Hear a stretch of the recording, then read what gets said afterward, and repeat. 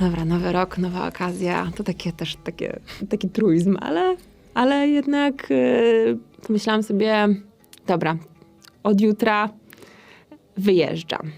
Zmieniam wszystko, ale tak konstruktywnie. Filmy podróżnicze tak naprawdę nie są o miejscach, do których jedziemy. Filmy podróżnicze są bardziej o osobie, która doświadcza tej podróży. Staram się naprawdę wytyczyć jakby własną drogę, a często jest to paradoksalnie nawet łatwiejsze w takich dzikich miejscach, do których mało osób jeździ, bo te szlaki turystyczne są po prostu mniej utarte.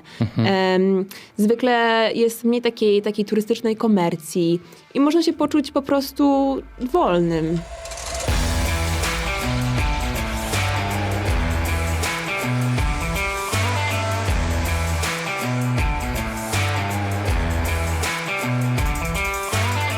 Cześć Ewa, witam cię serdecznie. Cześć Kamil, dzięki za zaproszenie.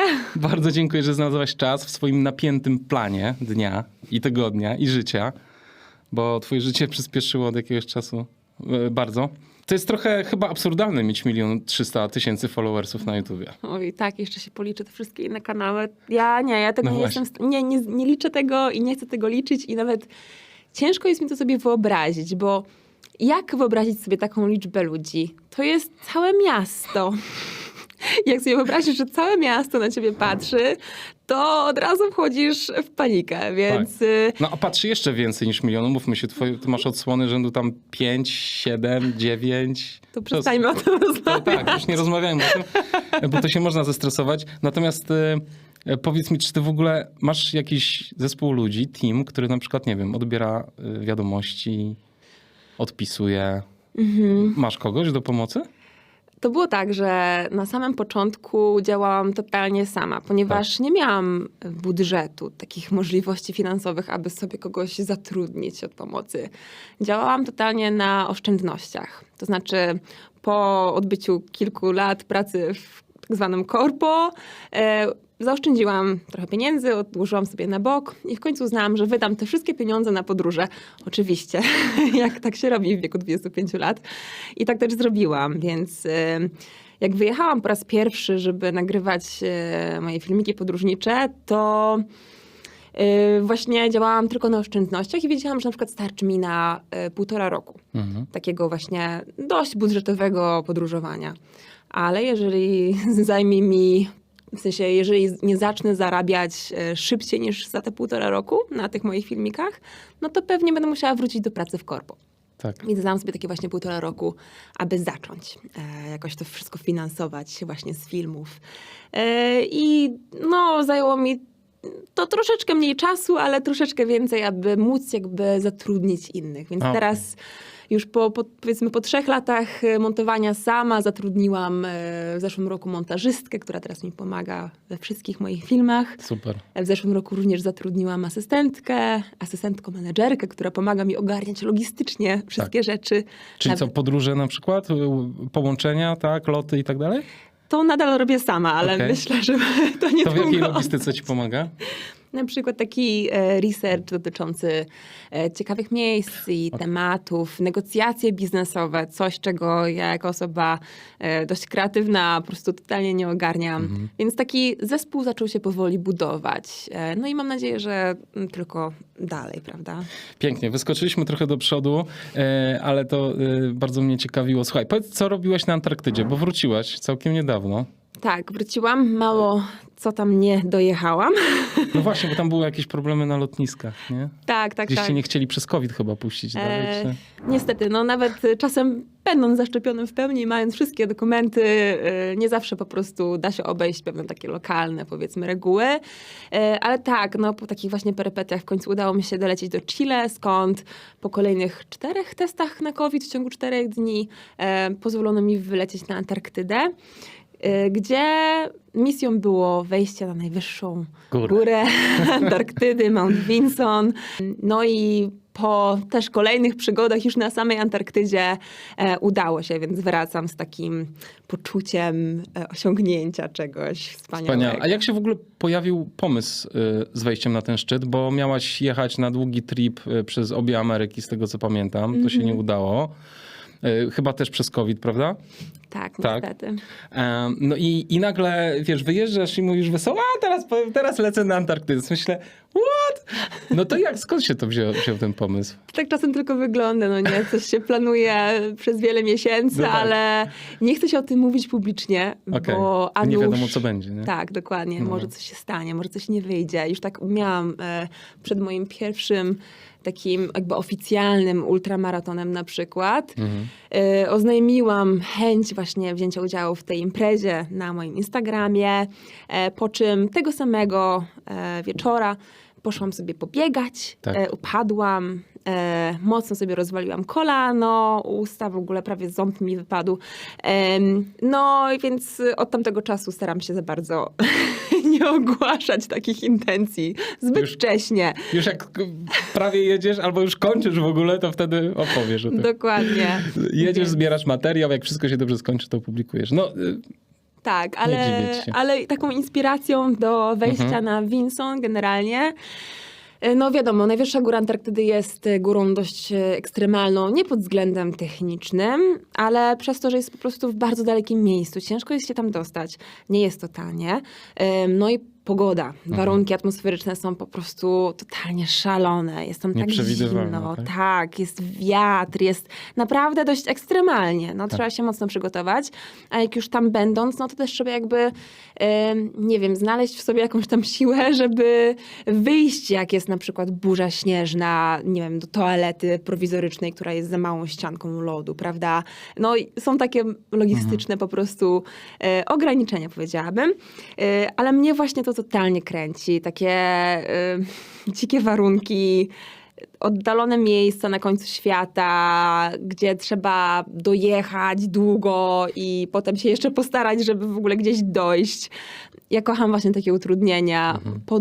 Podróże dla mnie, jako vlogerki podróżniczej, to nie są takie, że fajnie, pojedziemy sobie na Bali, posiedzimy pod wodospadem, tylko według mnie, dla mnie osobiście podróż jest taką okazją, żeby się sprawdzić, żeby może czegoś nowego doświadczyć, czegoś się nauczyć, nie żeby leżeć i odpoczywać, bo do tego widzę inne okazje, sposobności, ale żeby właśnie jakiś taki nowy challenge jakby. no właśnie, i ty też często jeździsz w miejsca, gdzie ludzie zazwyczaj nie bywają, nie?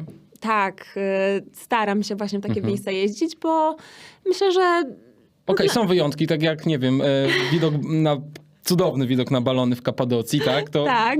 na Instagramie to są obrazki bardzo... Ale to wiesz, ale to ja doskonale rozumiem twoją chęć. Sam bym tam pojechał, zobaczyć te balony. Ale jednak większość twoich destynacji to są takie, wiesz, takie, że tam rzadko ktoś tam bywa. To Tak, jest fajne. raczej właśnie nie zaglądam do takich, jak to się mówi, guidebooków podróżniczych, do przewodników. Staram się naprawdę wytyczyć jakby własną drogę, a często jest to paradoksalnie nawet łatwiejsze w takich dzikich miejscach, do których mało osób jeździ, bo te szlaki turystyczne są po prostu mniej utarte. Zwykle jest mniej takiej turystycznej komercji i można się poczuć po prostu wolnym. Już nie mówię o jakichś takich, nie wiem, truizmach typu czuję się jak podróżnik, nie jak turysta, bo totalnie tego nie kupuję, ale po prostu właśnie mówię o takim poczuciu wolności, swobodności. Ale to nie jest tak, że ludzie na przykład się na ciebie dziwniej patrzą troszeczkę? Z jednej Zdecydowanie strony tak. podejrzewam, że są bardziej otwarci. O, biała Tak. twarz przyszła. No ciekawe. Ale z drugiej strony właśnie to musisz mieć tam dużo oczu na sobie, jak przechodzisz przez te miejscowości. Tak, zwłaszcza jeżdżąc Defenderem jako kobieta. Tak, Okej. ale to nawet w centrum Wrocławia widzę różne reakcje, więc to wszędzie. Zdecydowanie tak, spotykam się często właśnie z taką reakcją. To przede wszystkim jest reakcja typu jeździsz sama, ale sama jako kobieta? Ale nikogo z tobą nie ma? Na pewno? I takie niedowierzanie, No prawda? Ale generalnie myślę, że nawet nie znając języka, w takich sytuacjach to, co najbardziej pomaga, to jest po prostu uśmiech i tak, jestem sama, bo jeżdżę sobie. Nie, no ty w ogóle Tyle. jesteś niezwykle kontaktową dziewczyną, zresztą w twoich filmach to bardzo widać. Powiem ci nawet ostatnio, teraz przygotowując się do naszej rozmowy, zobaczyłem twój pierwszy film z Wrocławia. O Jezu, nie! Tak. I wiesz, jesteś w jakimś kościele i patrzysz na Wrocław. Pierwsza scena. I nie wiem, czy kręciłaś telefonem wtedy? Nie, takim strasznie shitowym aparatem z drugiej ręki. No nieważne. I to widać, że to jest takie wszystko, wiesz, ale wiesz, to jest coś takiego, że ty potem kierujesz tę kamerę na siebie i tak mówisz i opowiadasz, słuchajcie, cudowne widoki tutaj widzę, naprawdę cudowne. I potem już takie zdanie, ja wiem, pewnie chcecie to zobaczyć, o czym ja mówię. I wiesz, i w tym jednym zdaniu jest coś takiego, że ty od razu, wiesz, ściągasz ludzi, nie? Także niezależnie od niedoskonałości technicznych tego pierwszego odcinka, to już pierwsza scena jakby, wiesz, załatwia sprawę. Dzięki, bardzo mi miło. Staram się nie oglądać tych starych filmów mimo wszystko, Ale jak oglądasz, to co o nich sobie myślisz teraz? Staram się być szczodra wobec siebie, bo łatwo jest być krytycznym, nawet zbyt krytycznym, ale każdy gdzieś zaczyna. I chyba najtrudniej jest właśnie powiedzieć sobie samemu, ale ja też gdzieś musiałam zacząć. Więc... To czego się, przepraszam, czepiasz w tych filmach w takim razie? Co jest No nie tak? wiadomo, no muzyka była kompletnie, muzyka, w ogóle dobrze. nie, jak można, jak mogłam. W ogóle jakieś dziwne te przejścia, kamera się cały czas trzęsła. No ale to były początki i w sumie Okej. to jest fajne, bo jak teraz popatrzę na film, który stworzyłam, mając ale to zero umiejętności, czy jakiegokolwiek doświadczenia 4 lata temu, nawet niecałe 4 lata temu, a filmy, które robię teraz, budując na tym wszystkim, to w sumie ja mogę powiedzieć, że mogę być z siebie dumna. Totalnie. Więc generalnie jest dobrze. To cieszę się, że tak to czujesz. Bo też właśnie to jest takie najciekawsze, może nie najciekawsze, ale dość ciekawe w tej całej historii z vlogowaniem podróżniczym, że tak naprawdę ja nie mam w ogóle żadnego takiego tła w tym, prawda? W sensie nie mam żadnej, nie chodziłam na żadne szkolenie, nie byłam w szkole filmowej, nic z tych rzeczy. Ja byłam menedżerem w Londynie, zanim W jakiej branży? Też w podróżniczej, też w medialnej, no ale mimo wszystko nigdy nie miałam okazji, żeby działać tak hands-on, no nie? Czyli nigdy nie filmowałam Nie byłaś w niczego. terenie też. Po prostu byłam menedżerem teamu kreatywnego, prawda? Więc jakby patrząc właśnie na te stare filmy, też przypominam sobie, że okej, ale to były w ogóle takie pierwsze chwile, gdzie podniosłam kamerę i w ogóle próbowałam się domyśleć, dobra, którym guzikiem teraz muszę operować i na co mam przełączyć, bo ja nie znam tych ustawień, nie wiem co się dzieje, a karta SD już pełna, nie wiem co teraz zrobić. I to wszystko było takie nowe. Tak. Więc oczywiście, że to było nie takie perfekcyjne, nadal nie jest, ale było początkiem i w sumie fajnie. Dobrze, to opowiedzieliśmy trochę o tym Londynie i o tym, co było przed w ogóle tym całym YouTube'em. Jakbyś mogła troszeczkę więcej opowiedzieć, co cię w ogóle nakierowało na zmianę życia, bo pamiętam, nagrałaś kiedyś vloga i opowiadałaś o tym, że po prostu w pewnym momencie w Londynie miałaś fajne życie, ale nie chciało ci się go dłużej prowadzić. I też nie byłaś zadowolona z siebie, z otoczenia i w pewnym momencie powiedziałaś, dobra, rzucam to wszystko i daję sobie drugą szansę w życiu i to ci się udało.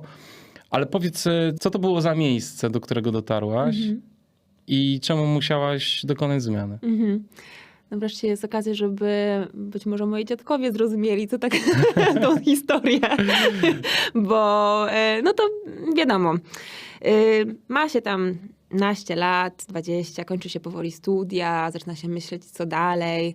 No i na przykład w moim otoczeniu byłam na studiach w Oksfordzie, studiowałam języki i było takie trochę oczekiwanie, że po studiach wszyscy pojedziemy z mojego roku do Londynu i zaczniemy tam pracować właśnie w korpo, albo w startupach, albo w mediach i stamtąd potem już jest takie jakby wyobrażenie takiego idealnego życia, że jakiś tam awans, jakaś kariera, może jakiś związek, rodzina, no takie standardowe wyobrażenia, jakie mamy jako młodzi ludzie o tym, jak staniemy się dorośli, to co będziemy robić i co to znaczy sukces. I jakby szłam tym szlakiem, bo nie znałam niczego innego. Jakby nie znałam ludzi, którzy żyli w jakiś bardziej alternatywny sposób. Przez jakby całe życie tak naprawdę miałam wrażenie, że odnieść sukces to znaczy właśnie mieć super zajebistą pracę, gdzie się dużo zarabia i w ogóle męża, który jest przystojny i takie perfekcyjne życie, no nie? Takie perfekcyjne, piękne, małe życie. Więc nie kwestionowałam tego po prostu. bo też nikt nas nie uczy, żeby takie rzeczy kwestionować. I poszłam tym szlakiem. Rzeczywiście poznałam przystojnego mężczyznę, który stał się wkrótce moim mężem. Zaczęłam dużo zarabiać, różne awansy, jeździć do Nowego Jorku, do Miami na wycieczki biznesowe w bardzo młodym wieku. I to wszystko było takie intensywne. I wydawało mi się, że jestem w ogóle taka successful i w ogóle mega happy. I naraz jakoś tak to było takie dziwnie właśnie nagłe. Obudziłam się i zauważyłam, że ale ta torebka wcale nie sprawiła, że jestem szczęśliwsza niż byłam wczoraj. Notabene zaczęłam zauważyć, że się strasznie wypalam swoją pracą, że nie mam czasu pójść pobiegać albo po prostu się zrelaksować.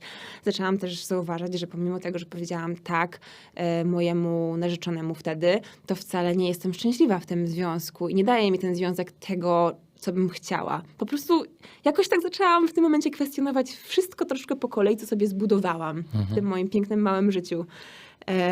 I zauważyłam, że kurczę, ja chyba nie tego chciałam. Chyba nie o to chodziło.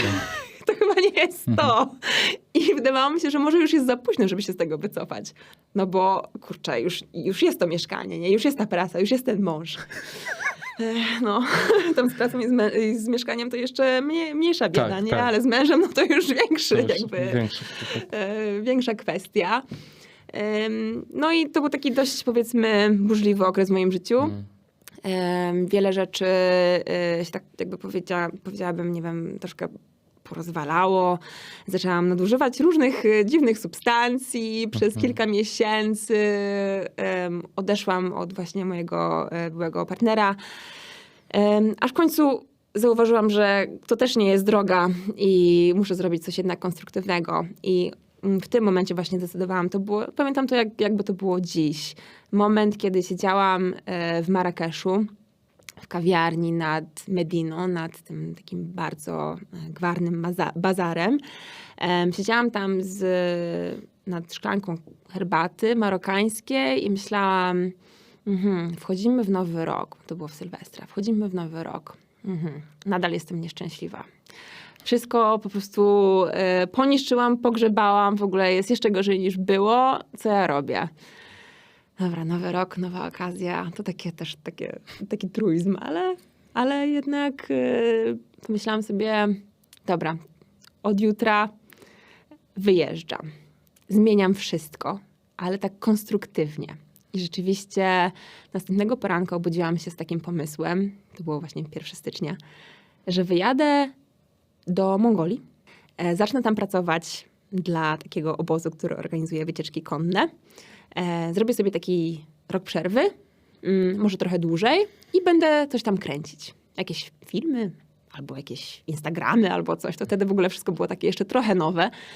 Więc tego samego poranka, pamiętam właśnie 1 stycznia zadzwoniłam tak do mojej rodziny. Powiedziałam im, cześć, wyjeżdżam na jakiś dłuższy czas. Zadzwoniłam, w sensie wysłałam maila do pracy i zrezygnowałam z niej. Wysłałam maila do właściciela mieszkania, z którego też zrezygnowałam w Londynie. I w ogóle wszystkim obwieściłam, że wyjeżdżam. I parę tygodni później już zakupiłam bilety i wyjechałam po prostu właśnie w podróż mojego życia.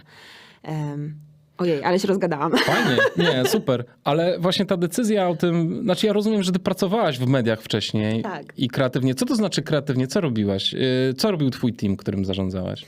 Pracowałam do takiego startupu, który się nazywał Culture Trip i w ogóle zaczęłam do niego pracować, byłam pierwszym pracownikiem, a jak opuściłam tę firmę, to było nas ponad 120 osób. Więc w jakim czasie ona tak urosła? 5 lat. Okej. Więc tak naprawdę byłam osobą, która zaczęła to wszystko rozbudowywać. I tak, najpierw miałam pod sobą w ogóle bez żadnego doświadczenia, to od razu mówię. Jak to w startupach. Tak. Team, taką redakcję początkową, która pisała artykuły itd. Potem to rozrosło się na team, który też robił media społecznościowe, potem na team, który robił filmiki. I właśnie to był taki narkotyk tego sukcesu w ogóle dla mnie, ponieważ każdy z tych teamów się rozrastał. Jak na przykład stworzyliśmy team od filmików, to w pierwszym roku mieliśmy 1 miliard odsłon. miliard odsłon. Ja nawet nie mam Na tyle... jakiej platformie? Na YouTubie? Na czy- Facebooku. Na Facebooku. Tak. Więc to były takie naprawdę ciekawe czasy podróżnicze. I też przyznam szczerze, że właśnie ta praca, mimo tego, że byłam menedżerem, nie byłam osobą taką właśnie montującą na przykład, to, że widziałam, jak bardzo popularne są media podróżnicze, trochę mnie zainspirowało. Dało mi takie poczucie, że okej, może ja też jestem w stanie sama to zrobić. Jeżeli ten content jest tak popularny, to może jest szansa, że coś mi się uda. No tylko, że musiałam się nauczyć montować, filmować. No tak, ale to już są... Potem to już są relatywnie proste rzeczy. W sensie, Tak. to nie jest tak, że ty nagle, nie wiem, robiłaś na drutach, a potem postanowiłaś zostać reżyserką i... No nie. Prawda? Jednak byłaś trochę blisko tego wszystkiego. Tak, być może miałam też takie właśnie takie uczucie do tego, w sensie, że wiedziałam, co warto robić właśnie w tej niszy, a czego nie. No właśnie. I też zdecydowanie to, co zauważyłam i miałam takie poczucie misji w tym wszystkim, to, że w tamtych czasach nie widziałam żadnych kobiet na YouTubie, powtarzam, na YouTubie, które robiły takie rzeczy, które chciałabym sama oglądać. Czyli właśnie podróże takie bardziej z przygodą, takie ciut ekstremalne, takie nietypowe miejsca. Było kilkoro chłopaków, którzy to robili, ale nie było żadnych dziewczyn. I zapytałam się tak trochę, no dlaczego? W sensie, no dlaczego tak ma być? A jeżeli nie ma, no to ja będę tą pierwszą. I tak się stało. Super.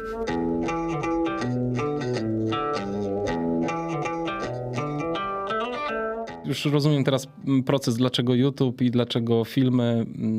Miałaś pewne umiejętności, może nie techniczne, ale wiedziałaś też, twoja świadomość była zbudowana dosyć mocno, czyli wiedziałaś właśnie, co można osiągnąć takimi filmami i jak ten content powinien wyglądać, Tak. żeby przyciągnąć ludzi. Opowiedziałaś, że siedziałaś w Marrakeszu nad Mediną, ale swój pierwszy film zrobiłaś we Wrocławiu.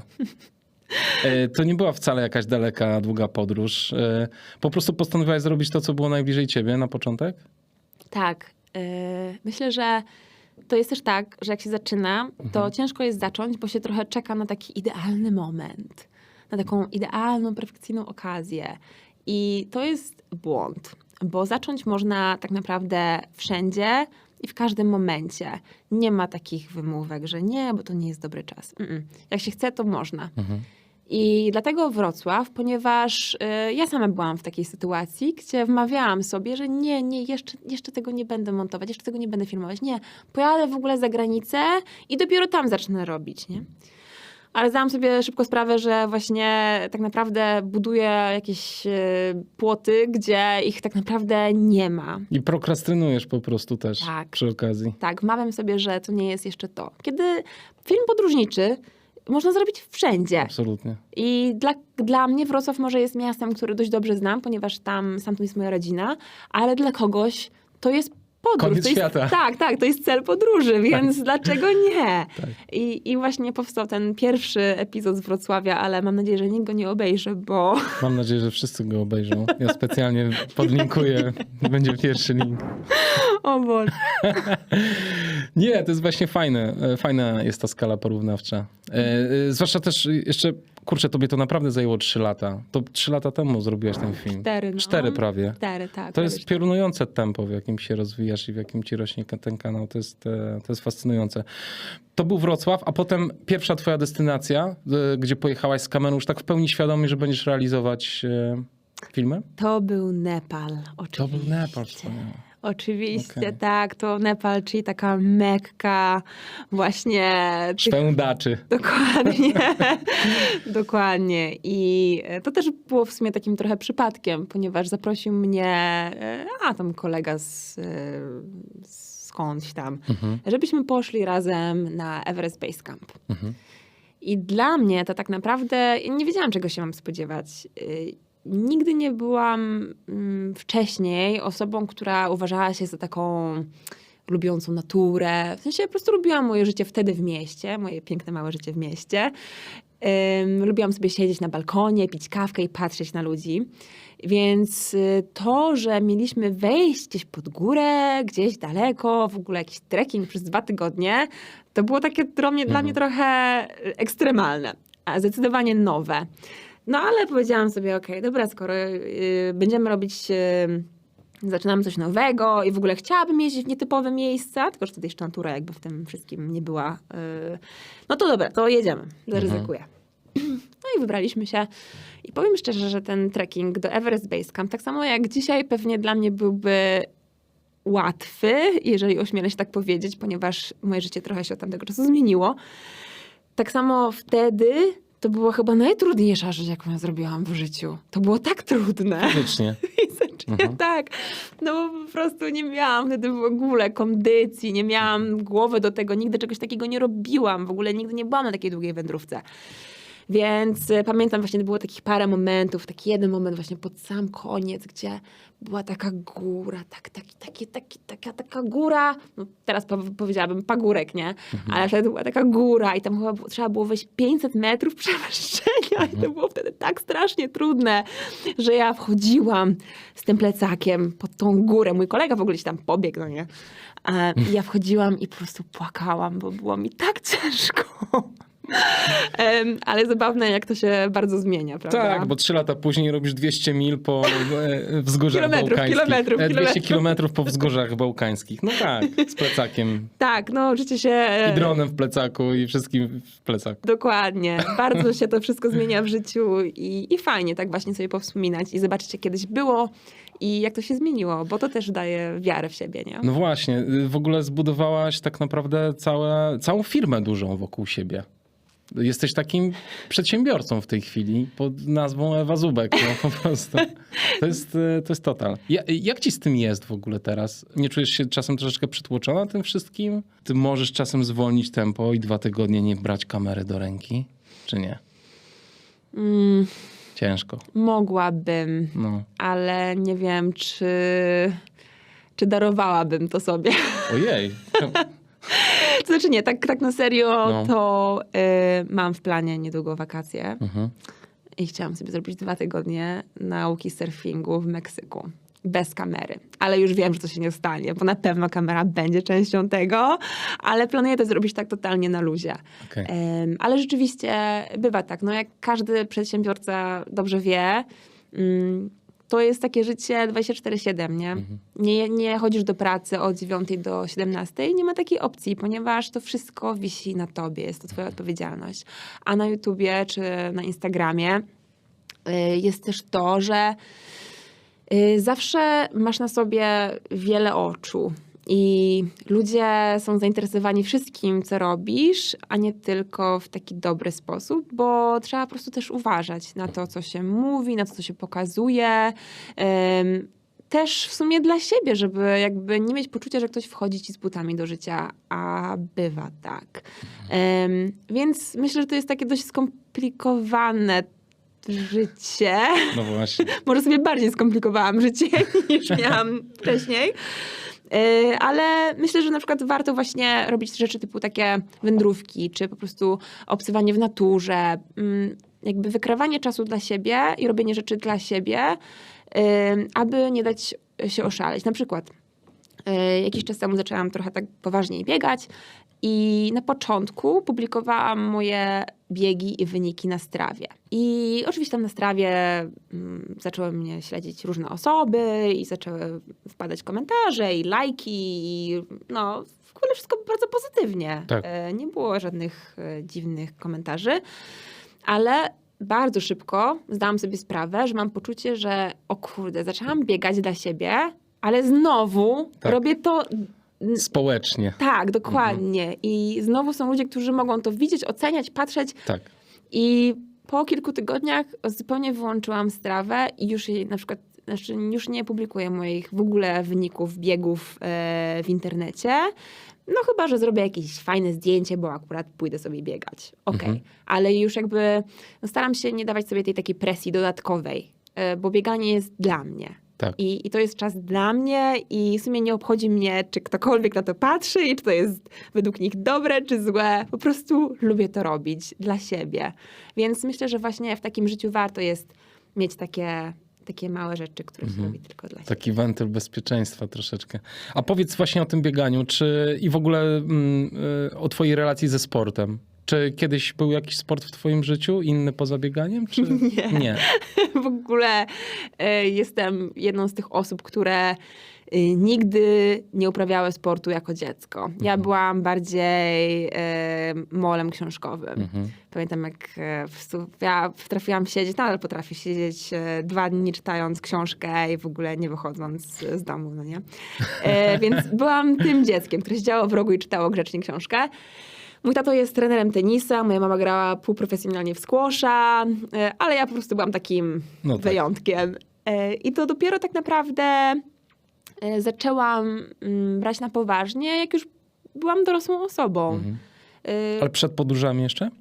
Tak, zaczęłam biegać więcej właśnie mieszkając w Londynie. A co to znaczy więcej? Więcej. Bo wiesz, bo my tu biegamy strasznie dużo. A nie, wy to w ogóle biegacie bardzo dużo. Więc chcę wiedzieć, co to dla ciebie znaczy To więcej. ja powiem, biegałam mniej. Nie.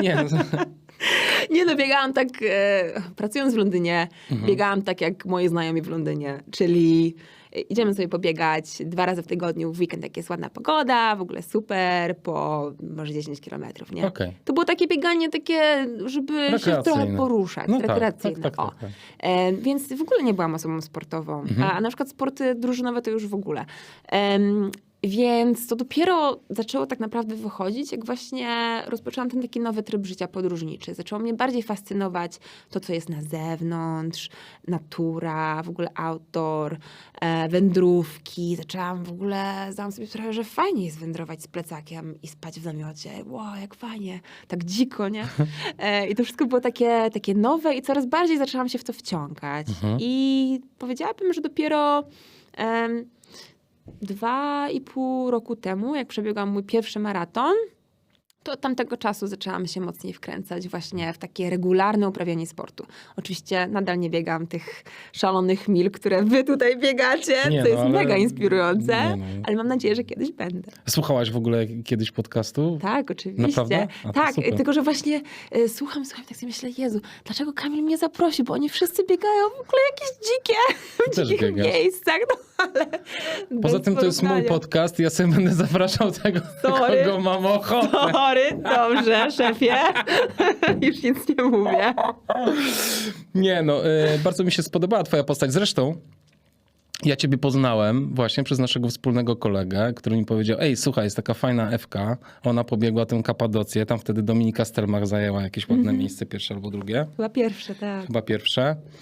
I ja sobie patrzę FK, patrzę sobie YouTube i sobie tak oglądam. Wtedy byłaś na etapie mniej więcej przesiadania się chyba, albo ja wpadłem na Land Rovera, na Odyssey. Tak. Co od razu mnie złapało, bo ja mam też słabość do tego samochodu, więc cofnąłem się kilka odcinków i zacząłem oglądać, jak to było. Także to jest wszystko połączone, wszystko ma związek z bieganiem i z ultra. No tak, wszystko się od tego zaczyna i na tym kończy. Oj, kończy się różnie, ale dużo rzeczy w moim życiu się od tego zaczyna, rzeczywiście. Okej, bieganie rekreacyjne, bieganie maratonu, to był w Londynie? Ten maraton? Mój pierwszy maraton przebiegłam w Irbilu w irackim Kurdystanie. Ach, no tak, masz filmik o tym. Tak, teraz pamiętam. Dobrze. On był płaski czy z przewyższeniami? On był bardzo płaski, bardzo. Bardzo. Dobrze, a potem skąd pomysł na ultra w górach? Bo zrobiłaś tę Kapadocję 63 km, przypomnijmy. To znaczy, to było tak, że przebiegłam ten pierwszy maraton właśnie w Irbilu i jakoś tak uznałam, że dobra, sprawia mi bieganie przyjemność i generalnie fajnie jest trochę poćwiczyć się, poruszać, więc zacznę to robić regularniej. I potem przebiegłam drugi maraton chyba może z pół roku później na Sokotrze, na wyspie Sokotra w Jemenie. To był taki taki niepubliczny, powiedziałabym, maraton, który zajął mi strasznie dużo czasu, bo w ogóle, nie wiem, nie trenowałam do tego, nie przejmowałam się tym zupełnie. Byłam tak trochę w takim dołku. I po tym maratonie właśnie takim, który uznałam, że to był taki trochę, że mi się nie udało, nie? Że mi nie wyszło. uznałam, że muszę się po prostu trochę bardziej na serio tym zająć. I właśnie bieganie w takich dzikich miejscach, w ogóle lubiłam wędrować po górach i po dzikich miejscach i uznałam, że skoro lubię tam chodzić, to w sumie czemu nie mogłabym tam pobiegać? To było takie trochę abstrakcyjne dla mnie. I potem tak, spróbowałam wbiec na moją pierwszą górę, co skończyło się bardzo źle, bo było to strasznie trudne i uznałam, że ale jak ludzie mogą wbiegać w ogóle pod górę? To były takie początki, nie? No ale jakby coraz więcej było we mnie chęci i coraz jakby bardziej mi zależało na tym, żeby jednak ruszać się dużo.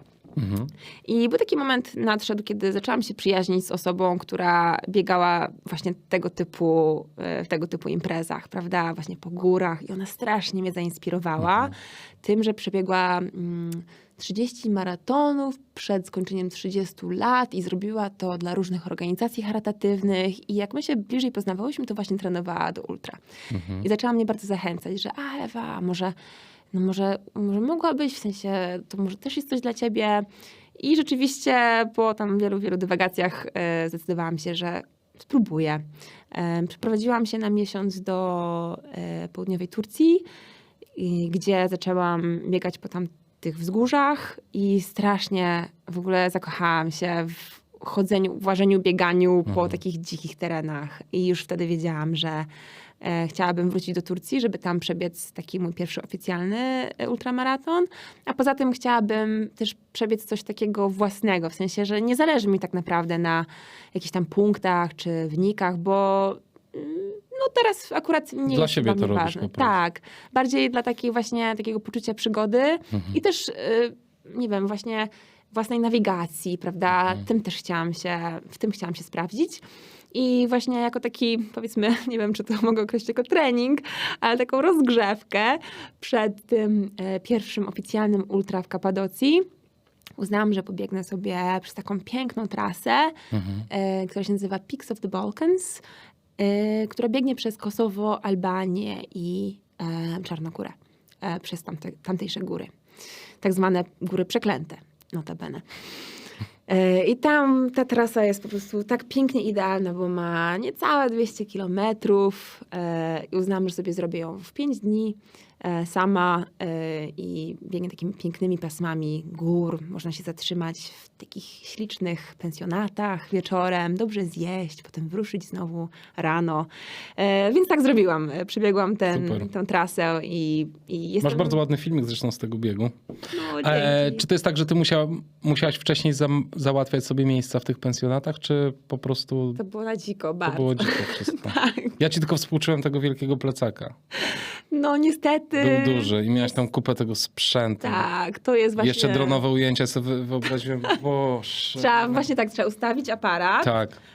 przebiec, wrócić po aparat i iść tak na realno, nie? Tak naprawdę. Tak, I to tak. powtórz 30 razy w ciągu dnia albo i więcej, żeby jednak mieć ujęcia. No i tak, ten plecak jest ciężki, bo też jest taki problem, że robiąc filmy, muszę brać ze sobą baterię, kamerę, drona, w ogóle stojak, w ogóle mikrofon i 5000 innych rzeczy. To nie jest tylko tak, że na lajcie, tylko naprawdę trzeba...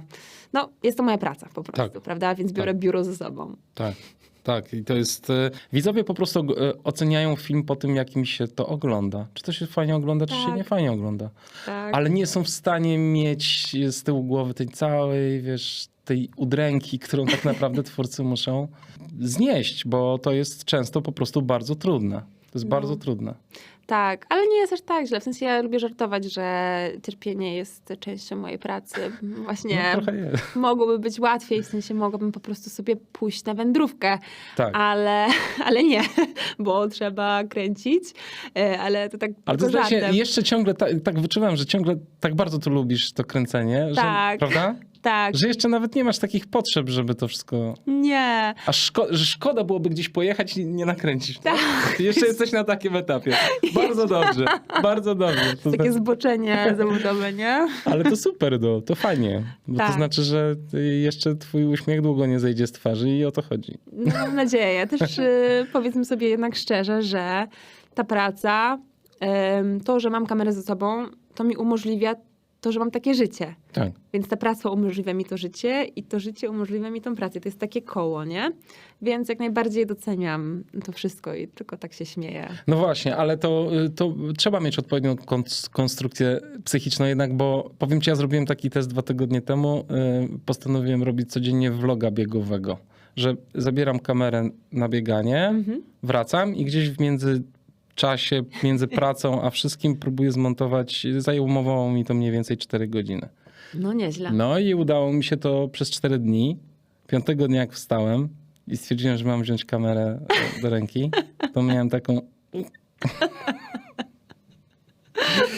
Ja oczywiście wiedziałem, że to się nie uda, ale chciałem, spróbować. I podejrzewam, że gdybym był gdzieś w podróży, miał na to cały dzień, nie miał innych obowiązków, rodzina, praca i tak dalej, może by to się udało, ale nadal robienie codziennie krótkiego vloga to jest masakra. Ty podejrzewam, kręcisz codziennie coś. A właśnie nie. Nie. Właśnie nie. To jak twój proces wygląda? Powiem tak, że kręcić codziennie. No w sumie to masz rację, kręcę codziennie, bo kręcę codziennie na przykład na Instagram. Czyli zawsze w jakichś relacjach, stories, no staram się to tak wrzucać na co dzień.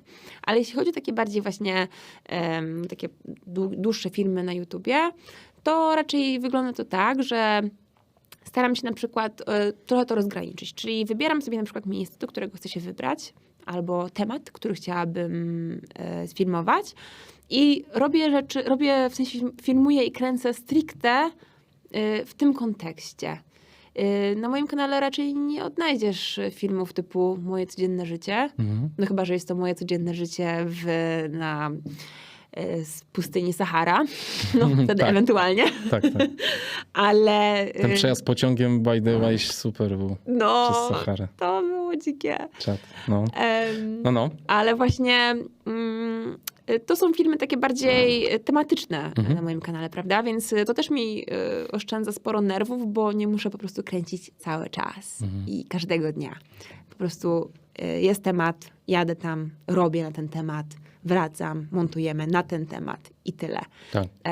I jakby wiedziałam od samego początku, że tak chciałabym robić, ponieważ na przykład znam osoby w tym środowisku podróżniczym, które są, na przykład parę osób, które rozpoczynały tak naprawdę tę niszę podróżniczą na YouTubie, które publikowały codziennie i żyły takim życiem totalnie, według mnie, paradoksalnym, odwrotnym od tego, co reprezentują podróże, bo stały się więźniami tak naprawdę swojego kanału i musiały publikować codziennie, bo tak było. Tak naprawdę to jest abstrakcyjne, to nic nie trzeba. Tak. Więc osoby, które niby są takie wolne i podróżują cały czas i w ogóle super, są swobodne, ale mimo tego każdego wieczora o godzinie 16 kończy się dzień podróży, siadasz i montujesz, czy wysyłasz montażyście. Nie możesz wyjechać nigdzie, gdzie nie ma internetu, bo nie jesteś w stanie wrzucać. No to jest straszne. Dla mnie to jest po prostu kolejny rodzaj więzienia, więc zrobiłam to po prostu trochę inaczej. No właśnie, jak często publikujesz teraz filmy? Co tydzień. Co tydzień? Nie masz większych przerw czasami? Bywają. Czasami. Tak, na przykład wyjeżdżając na Antarktydę wiedziałam, że nie będzie mnie online przez 3 tygodnie, więc wybaczyłam sobie to, że tam przez 2 z tych 3 tygodni po prostu nie było nowego filmiku. Zdarza się. I teraz jest tak, że wszystko montuje twoja montażystka? W większości tak. Mamy taki system ułożony, gdzie ja oczywiście wszystko kręcę, piszę scenariusz do tego filmu już po fakcie nakręcenia wszystkiego. Ona przejmuje ten scenariusz i jakby na jego podstawie tworzy pierwszy montaż, potem jest druga wersja, czasem trzecia, a ja jakby zwykle kończę tą taką ostateczną, już dodając jakieś tam mini dodatki. Jakie na przykład? Na przykład jakieś tam efekty dźwiękowe, albo zmieniam jakąś piosenkę, albo podmieniam jakiś klip, albo dodaję takie ostateczne voice-overy, tego typu rzeczy, prawda? No tak, voice-over. I ty publikujesz na YouTube'a? Tak. Okej. Nie, jeszcze nikomu nie oddałam kontroli nad swoimi kanałami.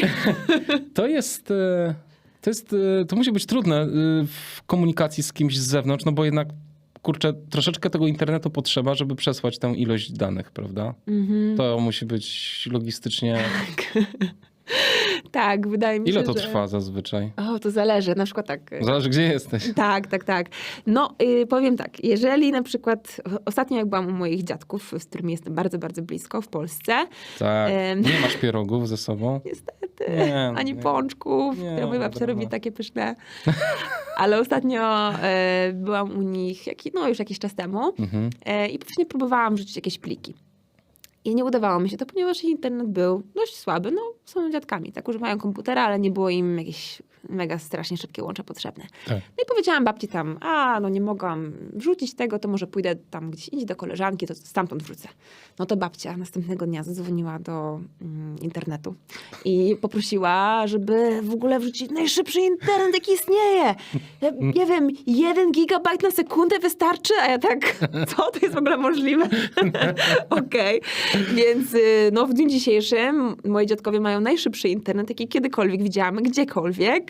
Wow. Bardzo słodko z ich strony, ale tak poza tym to rzeczywiście bywają momenty, kiedy na przykład nie wiem, mam przepiękny materiał skądś, powiedzmy właśnie, nie wiem, z Sahary, prawda? Jestem w Mauretanii, wchodzę do hotelu najdroższego w mieście, bo wiem, że tam raczej znajdę najszybszy internet, więc wczekowuję się tam po południu na jedną noc, żeby po prostu wszystko wrzucić. Wchodzę do internetu, a tam po prostu wyświetla mi się 35 dni, zanim wszystko się zaploduje, a ja tak okej. Więc bywają po prostu też takie chwile, gdzie no Odechciewa się troszeczkę. trochę się odechciewa i No, ale musisz... co wtedy robisz? Przenosisz się do innego miejsca, szukasz lepszego internetu, czy czekasz te 35 dni?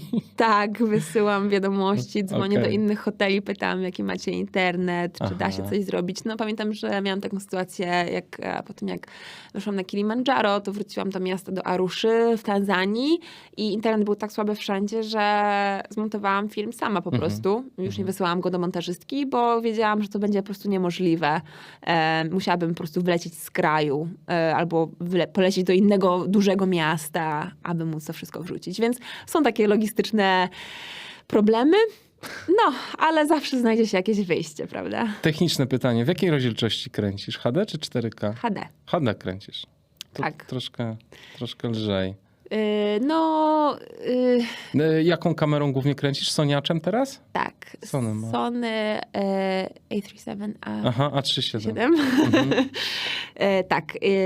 Od 2 lat mam tą kamerę i jest naprawdę super. Bardzo Nie, fajna. no ta kamera jest spoko. Tylko No. trochę ciężka. Tak. Ale wiesz, w sumie dobrze. Nie, tak, oczywiście. Obrazek jest bardzo ładny. Zauważyłem, że ty czasem korzystasz z operatorów, prawda? Tak. Bo czasem te obrazki są troszeczkę bardziej dopracowane, no i przede wszystkim masz jednak ujęcia czasami, że idziesz ulicą Tak. i nic nie trzymasz w rękach. Tak. To jest zwykle tak, że No. na własny kanał zazwyczaj kręcę po prostu sama, bo bardzo prosty powód, bo ja lubię jeździć sama. I trochę mi nie pasuje takie zdjęcie, że jestem ja i ktoś obok mnie w mojej pięknej, mojej cudownej Odysei siedzi obok mnie i mnie cały czas filmuje. No nie. Jeżdżę, bo po prostu lubię sama jeździć. I Tak. tyle. Tak. Ale właśnie są produkcje, czy tam okazje, gdzie właśnie pracuję z operatorem, ponieważ na przykład mam jakiś budżet określony, bo robię film, który jest sponsorowany przez jakąś firmę, albo robię film na kanał jakiejś innej publikacji. Więc to też zależy. Myślę, że fajnie jest tak właśnie mieć doświadczenia i z tej, i z tamtej strony, ale przyznam, że po tym jak zwykle pracuję sama, jestem oczywiście swoim własnym operatorem, prezenterem, reżyserem, dziewczyną. Scenarzystką. Tak, od dźwięku. Tak. To w ogóle praca wtedy z operatorem czy z teamem jest niesamowicie prosta. To się wydaje aż tak zbyt łatwe, że ale nie muszę myśleć o dźwięku, nie muszę myśleć o tym, jakie jest światło. What? W ogóle, co za luksus. Więc fajnie jest tak czasem sobie dać właśnie. To jest. Tylko tę kontrolę też musisz oddać, no i nie jesteś sama wtedy, nie? No, ale To prawda. rozumiem, to jest trochę inne działanie. A z dźwiękiem właśnie jak sobie radzisz, jak sama kręcisz? Tak jak kamera złapie, tak jest. Aha, ale masz jakiś mikrofon dołączony do kamery, rozumiem, nie kamerowy, tylko tego typu jakiś shotgun, tak? No tak, od Sony, tak. Okej. A ile ci zajmuje, jeżeli sama musisz zmontować odcinek, to ile czasu ci zajmuje mniej więcej montaż? Wiesz co, montaż według mnie jest w ogóle totalnie niedocenioną sztuką. Absolutnie najważniejsze. Tak, W sensie na montażu powstaje film de facto. tak, dokładnie. No. Dokładnie. I montaż zajmuje, no może zająć tyle czasu, ile się chce tak naprawdę. Takie najprostsze filmy, powiedziałabym, to jest dla mnie dzień. Może z 8 godzin. A takie bardziej kompleksowe, gdzie jest opowiedziana jakaś taka historia, gdzie naprawdę chciałabym zwrócić uwagę na to, w jaki sposób jest narracja ułożona, jak to wszystko jest przekazane, gdzie rzeczywiście są właśnie takie voice-overy, gdzie wszystko jest takie atmosferyczne, no to już jest robota na, nie wiem, na tydzień, może czasem dłużej. Są filmy, na którymi siedziałam, no z przerwami, ale miesiącami, prawda? Ponieważ nie wiedziałam dokładnie, jak je zrobić, jak do tego podejść. Ale tak się czasem myśli też, że na przykład na YouTubie też tak trochę jest, że jest dużo filmów na YouTubie, które są dość proste, gdzie struktura jest bardzo chronologiczna. Okej, nie ma jakiejś tam wielkiej narracji, ale są też filmy, które są po prostu piękne i są pięknie opowiedziane, więc to totalnie zależy. Ale montaż właśnie jest według mnie, kurczę, Kluczowe. totalnie kluczowy, najważniejszy. Najważniejsze, absolutnie. A jak podchodzisz do udźwiękawiania filmów? Bo ja ostatnio odkrywam, że to jest po prostu obłęd jakiś. W sensie danie dobrego dźwięku do filmu. Nawet podkreślenie, wiesz, nie wiem, stawiam szklankę, Tak. kamera zarejestruje to w słaby sposób, ale jak wiesz, ściągniesz z tego internetu plik pod tytułem stawianie szklanki na stole i wmontujesz to i zsynchronizujesz, to nagle się okazuje, kurczę, to działa, nie? Tak. Także dodawanie dźwięków mega jest, ja się tym ostatnio bawię dosyć mocno. A jak to u ciebie wygląda? No w ogóle jest taka nisza na YouTubie, nie? Takich filmów, które są właśnie tworzone z takim sound design, gdzie na przykład oglądasz, jak ktoś coś gotuje Tak, i słyszysz ten nóż o ten stół. I jak skierczenie oleju. tak, jak ta cebulka taka słodziutka, taka soczysta. No, więc jest to ewidentnie bardzo ważne i budzi w nas to emocje. Ale w twoich filmach jak to, czy zauważyłeś, że czasem to Tak, działa bardziej? Kiedyś to było tak, że po prostu wstawiałam muzykę, która mi się trochę kojarzyła z tym miejscem i to było na tyle. Ale właśnie od jakiegoś czasu zauważam ten trend na YouTubie i staram się też tak bardziej uważnie podchodzić do dźwięku, nie tylko do wideo. A mówi się tak naprawdę, że ważniejsze w filmikach na YouTubie jest to, żeby dźwięk był super, aniżeli żeby wideo było super. I coś w tym jest. Jest. Na przykład w moim chyba może ulubionym, albo jednym z ulubionych filmików na moim kanale, to jest filmik o wędrówce konno, samotnie po Mongolii. To była taka przygoda, na którą pojechałam no już prawie 2 lata temu. Jakoś tak. I na przykład w tym filmie było tak, że no, znalezienie w ogóle muzyki zajęło mi parę dobrych dni, żeby ta muzyka była taka atmosferyczna i piękna. Oczywiście znalezienie efektów typu kopyta biegnące po stepie, no to jest oczywiste. Ale na przykład pamiętam, że w tym filmie jest taki moment, w ogóle w tym całym wyjeździe był taki moment, gdzie spadłam z konia i na tym skończył się mój wyjazd. I tego momentu nie uchwyciłam na kamerze, no bo nie miałam wtedy jej włączonej, a ciężko jest włączyć kamerę spadając z konia. Więc, ale to był taki moment kluczowy bardzo w tym filmie i w ogóle w tym wszystkim, w tym doświadczeniu. Więc pamiętam, że myślałam, co by tutaj zrobić, żeby ten moment przekazać widzowi. I to, co zrobiłam, to po prostu w mieszkaniu, które wtedy tam podnajmowałam, zrobiłam sobie takie mini sound studio i jakby rekreowałam ten moment upadku. Czyli kilka razy... Rzucałaś się na glebę. Tak, dokładnie, na podłogę i wydawałam z siebie dźwięk, który człowiek wydaje, jak upada na twardą podłogę. I ten dźwięk właśnie potem był dźwiękiem, który zakończył film i oddał jakby... A w obrazku co rzeczywistość. pokazałaś wtedy? Było czarno. Czarno. Tak. Nic już nie było wtedy. Fajne rozwiązanie. No. Więc no, dźwięk jest bardzo ważny, prawda? No. Bardzo. Jest. A w ogóle śledzisz trendy, szkolisz się, co tam na YouTubie ludzie robią nowego, albo czy śledzisz, co algorytm na przykład podbija YouTube'owy i starasz się, tak? Mhm. Dużo czasu spędzasz nad tym? Wiesz co, siedząc na YouTubie, w sensie jako YouTuber, myślę, że to tak trochę naturalnie wychodzi, że po prostu widzisz, co działa, co nie. Widzisz, co działa dla innych, co działa dla ciebie, co jest ważne. No też YouTube jakby podsyła takie nowinki, prawda? Jest taki newsletter. Ale no na przykład takie najważniejsze rzeczy z tego, co tam wiemy o tym algorytmie, to jest to, że no, retencja jest strasznie ważna, czyli jak długo oglądamy film. Ale według mnie najważniejsze tak naprawdę i niestety, i mówię to naprawdę z łezką w oku, że najważniejszy jest tytuł i miniaturka. Niestety, tak jest. Nie chciałabym, żeby tak było, to nie jest do końca fajne, ale tak po prostu jest. Czyli ten CTR tak zwany, tak? Click-through rate, dokładnie. Więc... Tak, więc trzeba wymyślać te clickbaity i no... No, ale też nie za bardzo clickbaity z drugiej strony, bo ludzie już wiedzą, że... Wiedzą i to się musi odnosić do treści filmu, oczywiście. Tak, dokładnie, więc to też jest pewien rodzaj sztuki. No, trzeba mieć do tego trochę też wyczucie, prawda? Tak, oczywiście.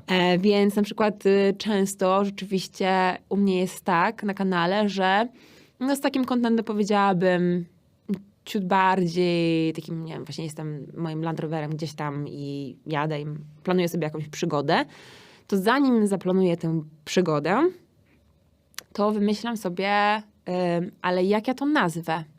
Jak ja to określę w krótkim tytule? Czyli już to robisz przed rejestracją materiału nawet? Często tak. Okej. Często tak, bo inaczej trochę nie ma to sensu, bo ja sobie mogę opowiadać o rzeczach, które uważam za ciekawe i interesujące. Jasne, mogę to robić i robię to, ale jednak YouTube jest moją pracą Tak. i muszę do tego podchodzić profesjonalnie, wiedząc, że jeżeli nikt nie będzie tych filmów oglądał, no to nie będę mogła tego dalej robić, prawda?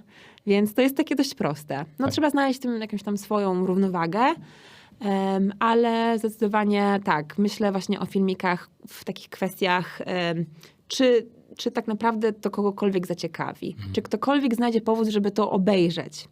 To ciekawe. Myślałem, że robisz na odwrót, czyli że kręcisz materiał, a potem się zastanawiasz, no dobra, to jak to nazwać, żeby było chwytliwie? No właśnie jest trochę w drugą stronę. Niesamowite. Nie zawsze, to nie jest tak na 100%, Tak, ale zaczynasz o tym myśleć, to jest naturalne. tak.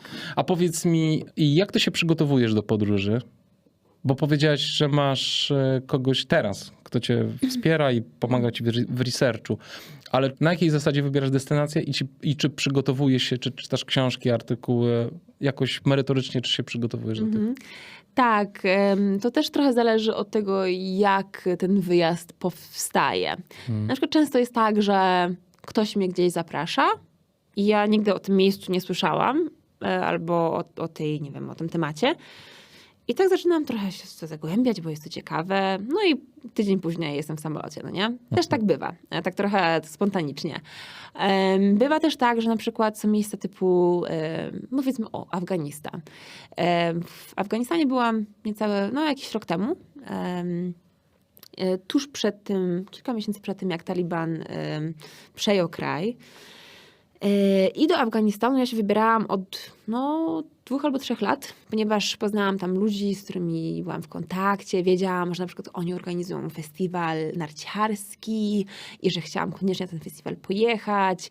No i jakby w przeciągu tych 2 lat, kiedy się przygotowywałam do tego wyjazdu, jakby przeczytałam masę książek o Afganistanie, masę filmów. No jakby naprawdę próbowałam jakby dowiedzieć się więcej o tym kraju i o jego kulturze. Więc są takie wyjazdy, prawda? Takie marzenia. i w końcu się spełniają i jedziemy, robimy super filmy.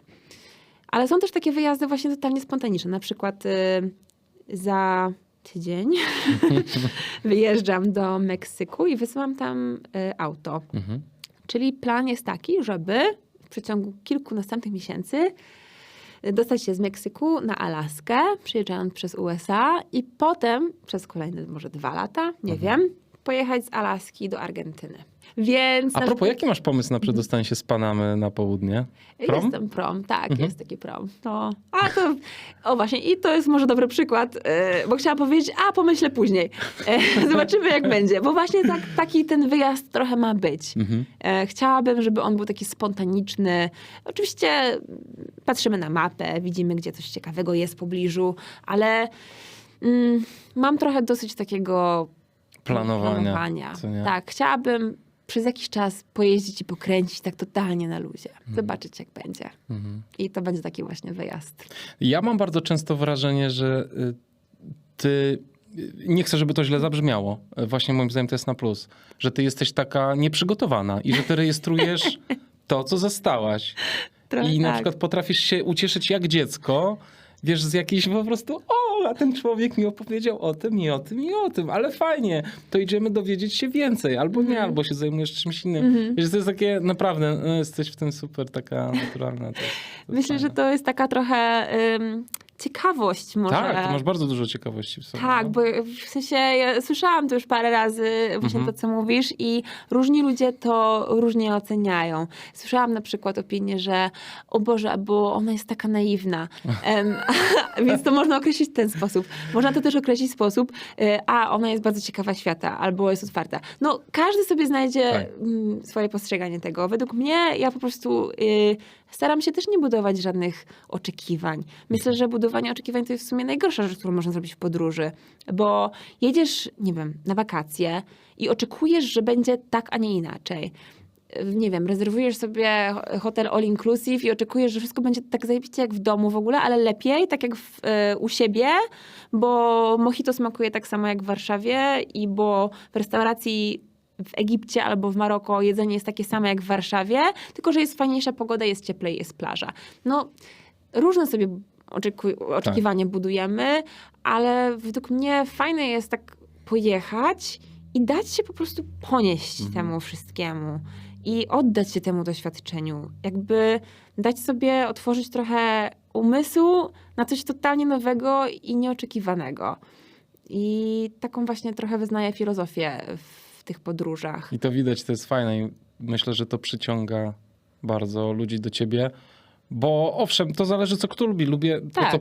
to, co powiedziałeś, że ludzie mogą uważać cię za naiwną. No ale okej, no są kanały, gdzie wyjdzie pan profesor i dokładnie opowie, wiesz, w jakim stylu architektonicznym jest dany budynek, tak? Tak. Tylko, no, to są inni odbiorcy po prostu do takich filmów, a ty Tak. robisz swoje i to jest najważniejsze. Tak. No, Mów. opowiadaj. Nie, tylko Nie, jeszcze powiedz, jak możesz skomentować, komentuj. właśnie o tym profesorze. Tak.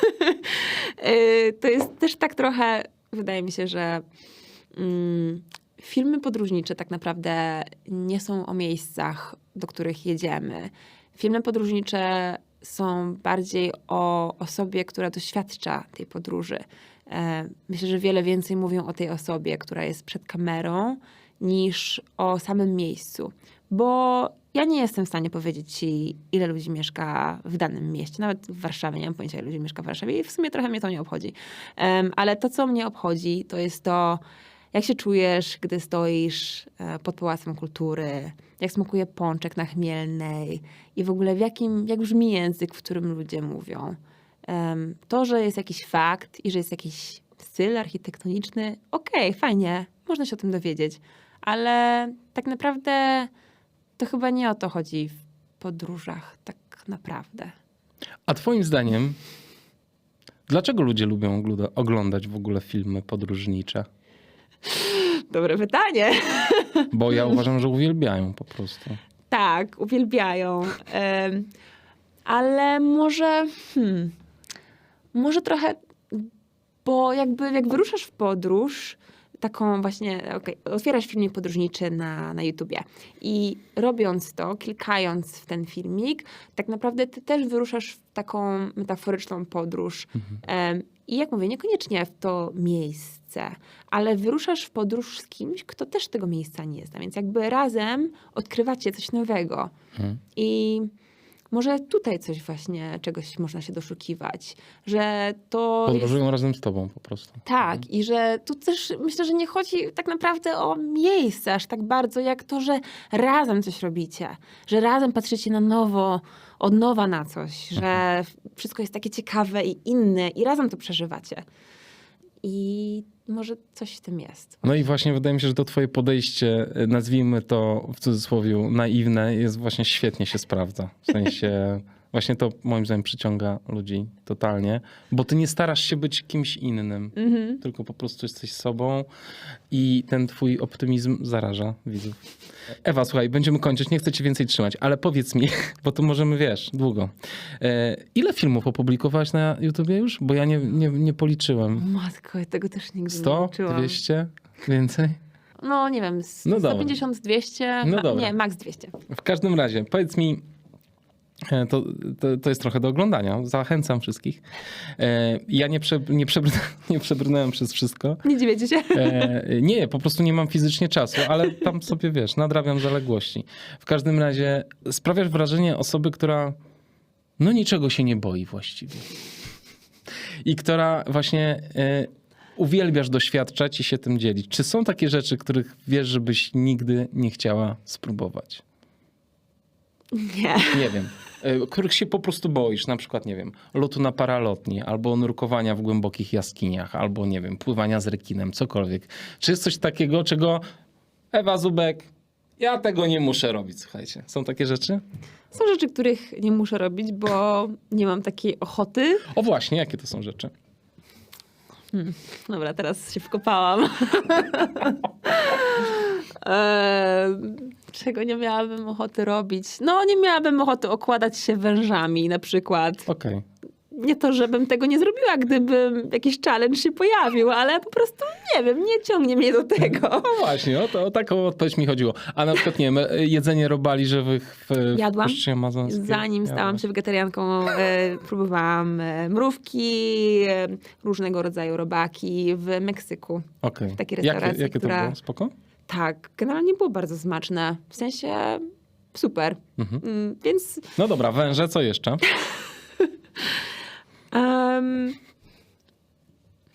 Co ci się wydaje na przykład takie niebezpieczne może?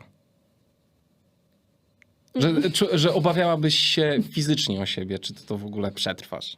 Są takie rzeczy? myślę, że wszystko można przetrwać, jak się do tego No ja wiem, można. przygotuje. Tylko czy są takie rzeczy, które jak o tym mówię, czy wzbudzają w tobie jakieś obawy? Tak teraz, tutaj.